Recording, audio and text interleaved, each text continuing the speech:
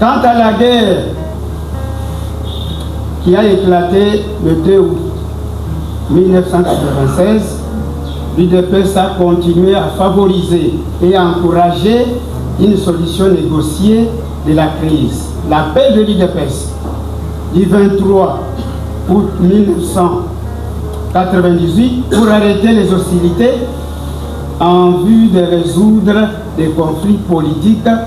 par la négociation a été rejeté par Laurent Désiré Kabila.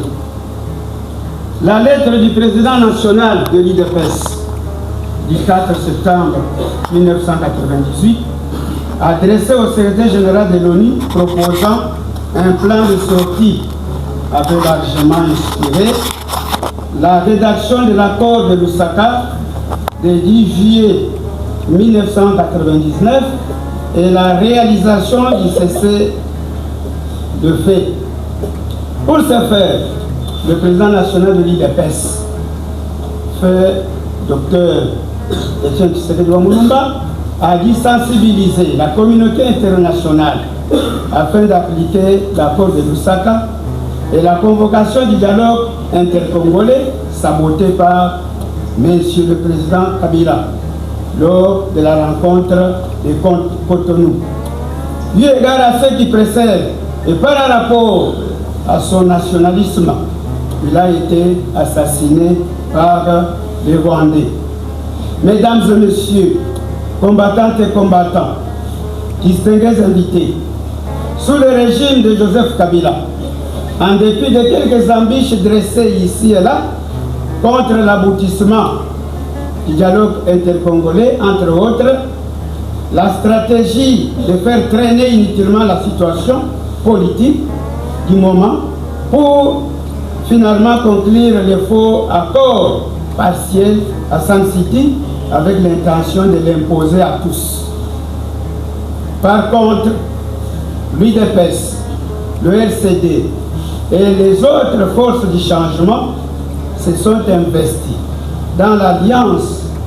pour la sauvegarde du dialogue intercongolais afin d'aboutir à la conclusion de l'accord politique global et inclusif, avec une constitution qui devait régir la transition comme base de la réconciliation nationale, la paix et l'unité nationale. Sous le régime du président Félix-Antoine Tshisekedi Tshilombo, l'actuel président de la RD Congo, le président Tshisekedi a continué le même combat commencé par le fait Dr Etienne Tshisekedi Mulumba, et à son âme, qui est celui de démocratiser le pays, de lutter contre les antivaleurs telles que le tribalisme, la corruption, les divisions, les détournements, les deniers publics, le respect des institutions établies, l'occupation du pays par les forces étrangères, comme illustration les sociétés multinationales. Le Rwanda avec ses supplétifs M23 et AFC. Par ailleurs,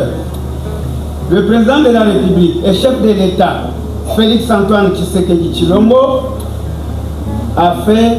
du Congo un grand chantier pour la reconstruction de notre pays dans tous les domaines, tels que enseignement,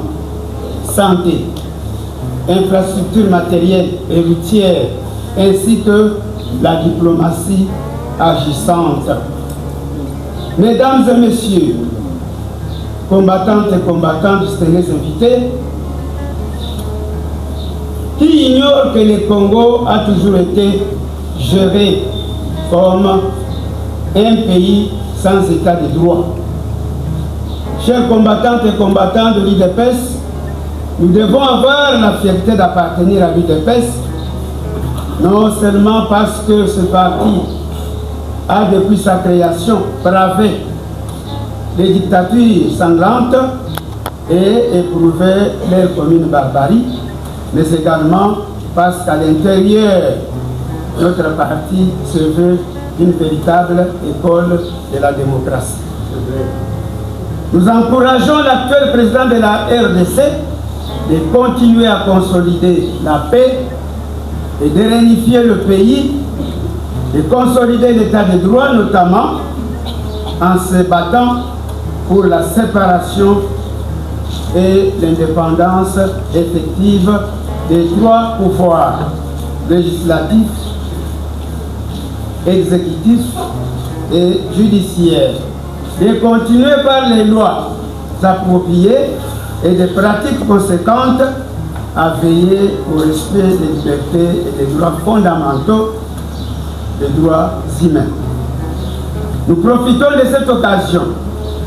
pour attirer l'attention du président Haï et secrétaire général de l'IDPS, l'honorable Augustin Kabuya Chilomba Mwanabute AK47, de plaider la cause de l'IDPS Tshisekedi, Fédération de Kananga, auprès du président de la République, Félix-Antoine Tshisekedi Chilombo, pour que celui-ci puisse avoir un bâtiment moderne qui doit abriter tous les départements de différents services qui sont organisés au sein de notre fédération. L'IDPS invite les combattantes et combattants à veiller au respect des textes légaux, notamment les statuts et le règlement d'ordre intérieur de notre parti. L'IDPS exhorte les combattantes et combattants à participer aux activités du parti. Et l'IDPS demande aux autorités hiérarchiques, lorsqu'il y a partage du pouvoir, qu'elles tiennent compte de l'ancienneté, de la fidélité au parti, ainsi que des compétences locales. Pour terminer, il est souhaitable que les responsables du parti, à tous les niveaux, s'imprègnent de ces suggestions au moment venu pour que le parti puisse aller